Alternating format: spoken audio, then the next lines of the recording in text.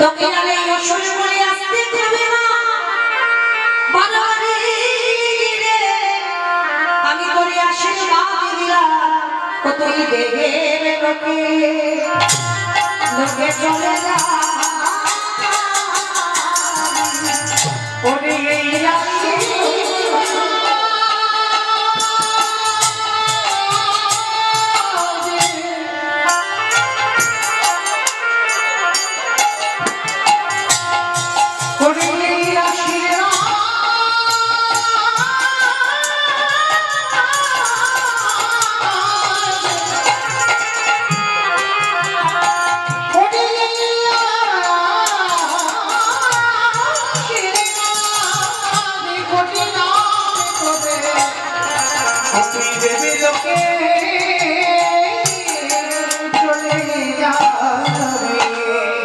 সেদিন আমার বর্বরীকে বলেছিল বর্বরী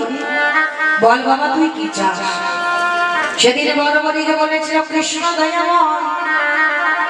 ওই কুরুক্ষেত্রের মাঠে যুদ্ধ আমি দর্শন করতে চাই শুধু সঞ্জয় একা দেখেনি বাবা বর্বরীকে কাটা মুন্ডু দেখেছিল আর এই বর্বরীকের কাটা মুন্ডু এখন আছে কোথায় রাজস্থানে রাজস্থানে বর্বরীকের কাটা মুন্ডুটা ঘাটু শাম নামে পূজিত হচ্ছে তাহলে বলেন তো মা বর্বরীকের যে কৃষ্ণ প্রাপ্তি হলো কার জন্য হলো মায়ের জন্য কারণ মা বলেছিল তুই শত্রু দলে যাবি যদি উদ্ধার পেতে চাস